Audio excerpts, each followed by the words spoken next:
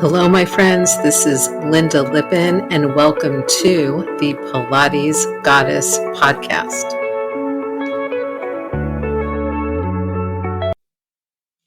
Hello, my friend, and thank you for coming back once again to listen to the Pilates Goddess podcast. This is Lynda, and today we are talking about how to modify exercises. And this discussion is not just for Pilates teachers and exercise professionals who need to modify exercises generally, but also for anyone who's moving and exercising, sometimes can't do an exercise or feel like something hurts or something is a little too much, but you're not quite sure how to modify that exercise or change it on your own. Now, luckily for all of us, there are actually only a few ways to modify exercises. Now, these ways can, of course, be combined as well as done separately, but there's really just a few kind of simple things that you can do. And I also wanted to let you guys know that I modify my own exercises all the time. Okay. And I'm going to explain to you in a second why. So, some of you know that I have a history of chronic pain and hypermobility.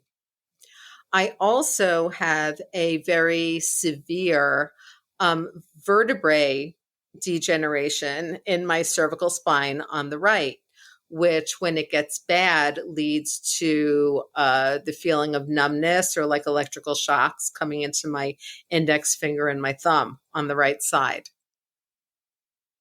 And then about 10 days ago, I fell after getting my nails done onto my left knee.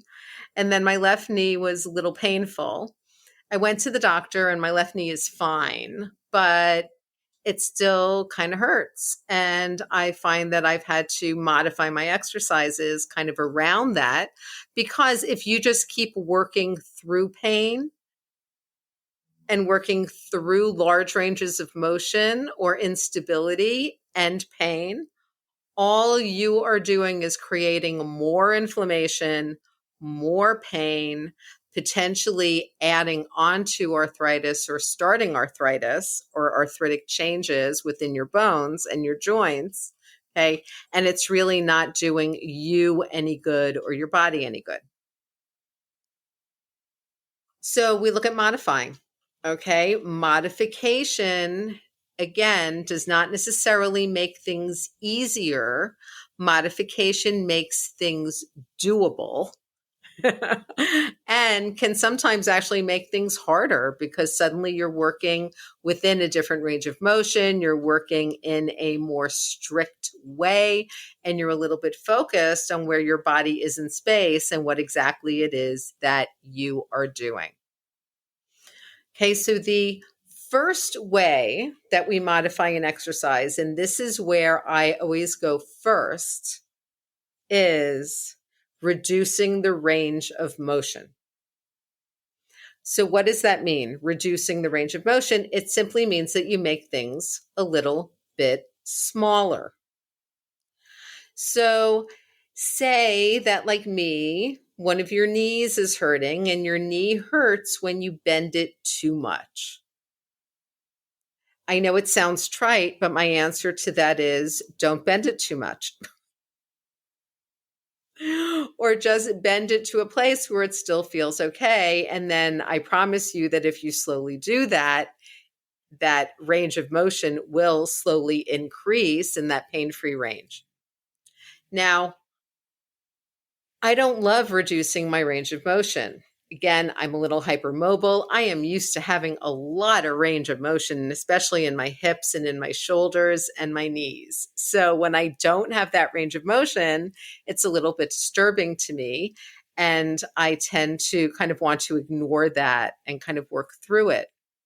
But I also know as a trained professional that that is not helping me and my body much at all.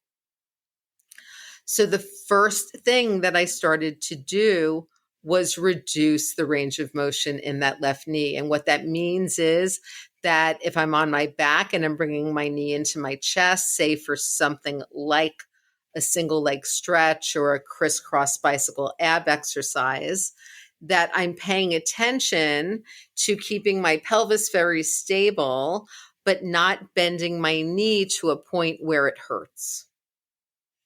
And right now, I'm letting you know that started out at about 90 degrees. But since we're moving a little bit closer to about probably 120 degrees, which is really a good range of motion for knee flexion, right? And hip flexion. So I'm feeling pretty good about where my knee can go in line with my hip and keeping my pelvis down and my sacrum heavy. So things are working together.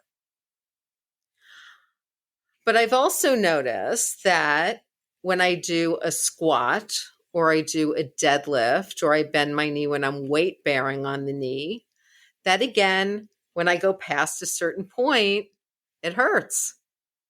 So I take note of where that angle is, of where the pain starts, and then I try to not go there on the next one.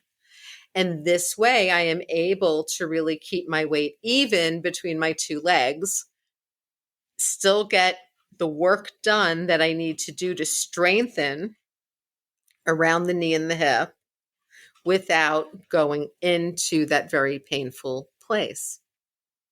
Okay.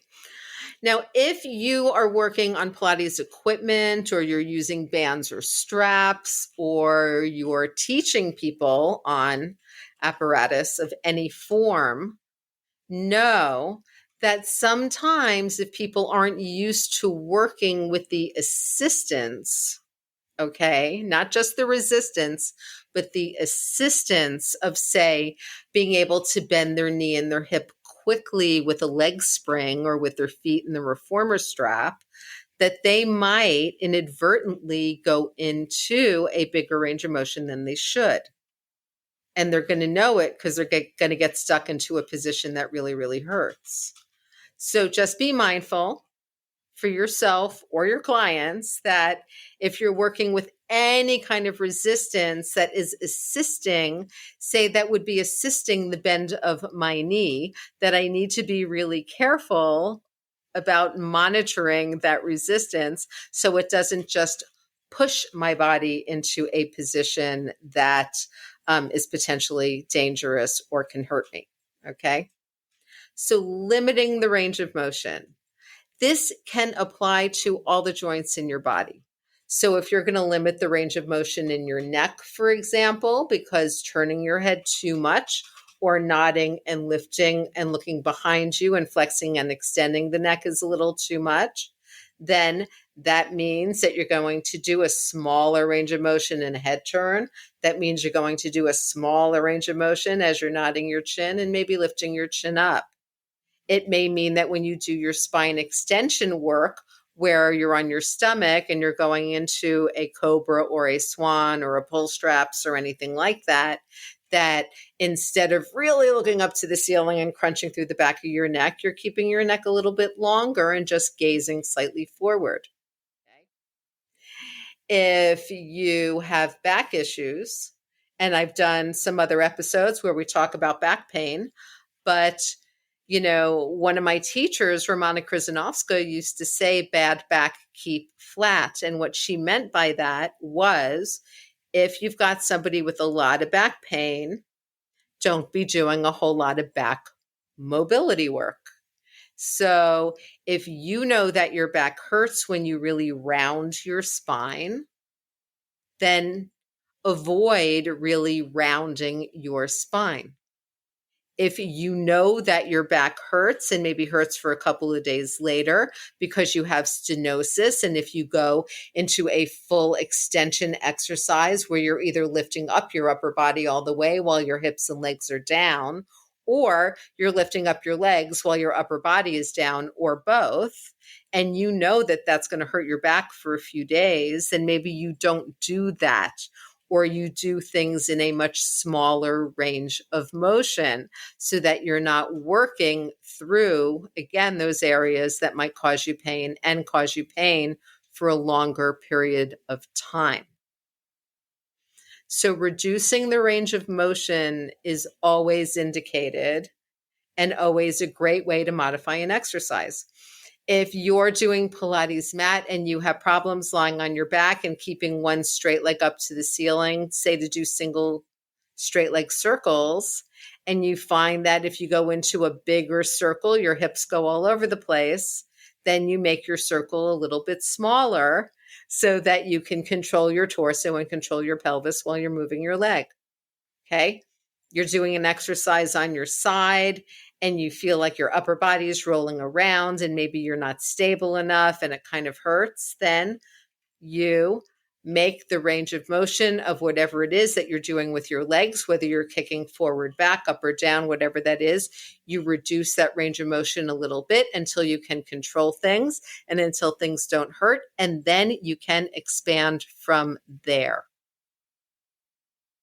Okay, so number one rule is you start to reduce the range of motion of the movement. Now, the second rule is you can shorten the lever. Now, what does that actually mean? So, when you're looking at the human body in engineering terms, we have levers and pulleys. The pulleys are our muscles, okay? And our muscles allow us to use our limbs in a very leveraged way. There are connections from our spines to our legs, from our spines to our arms and our shoulders. And as we move those limbs around, okay, we can find stability in the center of our body. But what you may notice is that, say, if your leg is super straight, it's much harder to control things than if your knee is bent and a little bit closer to your body. If your arm is straight overhead, it's a little bit harder to control things, say a heavy weight, than it is if your elbows are bent and that weight is closer to your body. Okay? So after reducing range of motion, the next thing that you may want to look at is shortening the lever or reducing the length of the lever. Now, that may mean that for something like a single leg circle, if you cannot hold your legs straight up to the ceiling without your pelvis tucking and your neck lifting up and everything cramping in your leg and lower body, that you bend your knees. And then maybe you do those circles with bent knees and bent limbs until you're able to straighten things. Okay? It may mean that you do something with a bent elbow or a slightly bent arm. It may mean that instead of doing a plank where you're up on your hands and on your toes, that you can either come down to your elbows or come down to your knees or both. Be on your elbows and your knees and, shorten the lever on both ends. You're a little bit closer to the ground. It's a little bit easier to control things than when you're in the full expression of that exercise. So that's the second thing you want to look at is shortening the lever. Okay. It's the difference if you do any kind of weightlifting in the gym and you do any kind of deadlifts. There's the classic bent knee deadlift, and then there is the stiff-legged deadlift, and those are different exercises. Those are different animals, right? Because in one, you're bending the knee and shortening the lever as much as you need to bend forward, put down the heavy object and pick it back up. With the stiff-legged one, you're keeping that lever a little straighter of the legs and of the upper body. So it's a lot harder to control that movement without taking it into your back or your neck or someplace that you really don't want it. So we shorten the lever. Okay. So pretty much in any exercise, especially if you're doing abdominal work where you're on your back with your legs straight up to the ceiling in any way, bending those knees a little bit is going to help take some of the pressure off and make things a little bit easier to do. So again, we're looking at reducing range of motion. And then we look at shortening levers. The third thing that you can do to modify an exercise is to add some assistance or add a prop or add something. Oftentimes, the way we will add a prop, especially in Pilates, but pretty much, routinely, I see this in yoga, I see this in the gym, I see this all over the place, is we try to close a kinetic chain. So here's an interesting thing. You may have wondered why it's so much easier to hold your leg up if you've got like a TheraBand or a tube or a strap with a spring or the reformer straps around your feet. And the reason for that is that when at the end of your limb, hand or foot, you have something to actually push into or push against, that's called closing the kinetic chain. And closed kinetic chain movements in the human body are always easier. Easier to learn, easier to accomplish, easier to move forward on than open chain. As one example, jumping is an open chain activity. Walking or marching, where one foot is always on the ground, is a closed chain activity. Doing leg circles with both legs up in the air, no straps, no assistance, is an open chain activity and almost impossible for most people. Okay, doing those leg circles either with bands, with straps, with springs, with something around the bottom of your foot, with a tie 4, is suddenly doable, partly because you have the assistance of something that has closed the kinetic chain, and that gives you some assistance on the lift and on the movement of your body. So adding props helps. For example, and this can be any kind of prop. So sometimes I have clients who, when they go into any kind of bridging exercise, tend to just open up their knees and go right into their rotators, and they end up in some hip pain afterwards. So for those clients, I will often take either a magic circle or Pilates ring and put it on top of their knees, literally over their knees with a pad on each side, or I'll have them tie a TheraBand or a tube and put it, or use, one of the round circles and put it around their thighs again. So it's at the outside of their thigh by their knee. And if they're in a tie 4, I will have them lift up the leg bungees, cross them once, and put them on the outside of their knees. So that, again, you have to do a little bit of work to push your knees open. And once they've done that, then they're in more of a parallel position. They can't open their knees too much, and they're going to work more in the proper muscles. So then they can just do a push out into the ring, into the band, into the tie 4 bungees, and lift their hips up, and it tends to work a lot better.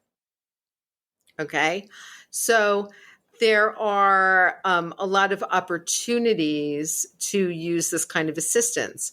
If you have an issue doing a roll up from the mat, which is an open kinetic chain activity in Pilates, there are several things you can do to help assist with this. One of them is you can take a TheraBand, wrap it around your feet, and use it to literally pull off of a little to help you get up, similar to how you might use the rollback bar on the Cadillac or tower in a Pilates studio. You can also bend your knees a little bit, shorten the lever a little bit, and try that. You can also take, if you tend to tuck your pelvis under and compress into your lower back a lot, you can actually take a little folded up hand towel and just put it under your lower back curve. And that way, as you're curling up and rolling through your spine, you won't be compressing as much into your lower back. And you may find that keeping your sacrum and your tail heavy as you roll up gives you the assistance that you need to get there. You may also find that some combination of all of that works well for you. So, what I'd like you to take from this is that number one, there is no reason to not modify an exercise unless you are absolutely feeling perfect in your body, nothing's hurting, nothing's a problem. And I'm not like that, and none of my clients are like that, then generally you're going to be needing to modify some exercises for yourself. And if you're teaching other humans, then you're going to need to modify things for them as well. And once you know these easy ways of modifying, right, you offer assistance, close the kinetic chain, you reduce the range of motion, you shorten the lever. It's easy. Then things become a little bit easier because once you're doing the exercise or teaching the exercise and suddenly a challenge comes up, you can say, oh, there's the challenge. What might be the best modification or combo of modifications that can help us overcome this challenge here? And that's it. That's literally it.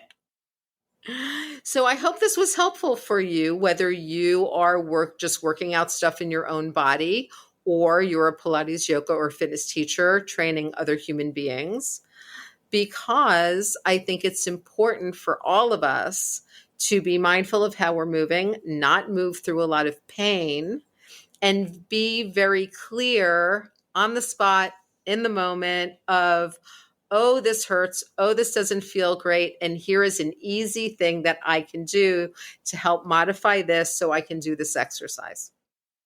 And that's it. So have a fabulous rest of your day or night. Thank you so, so much again for listening to the podcast. In the next episode, you are going to be hearing a wonderful interview that I did with a good friend and fellow trainer, Steve Washuta from Truly Fit, who is absolutely brilliant and clear. And I think you're really going to get a lot out of Thursday's episode as well. And of course, if you're enjoying the podcast, please go to the Apple Podcasts app, go into Spotify, and leave a rating and a written review. And please share the podcast with everyone you know. I am so happy to be here and be able to connect with you. And I will be talking to you soon. Bye. Thank you so much for listening to the Pilates Goddess podcast. Music brought to you by Nerd Salad. Please leave a review on Apple Podcasts, especially if you liked it. And please like, share, and subscribe wherever you listen to your podcasts. Thanks.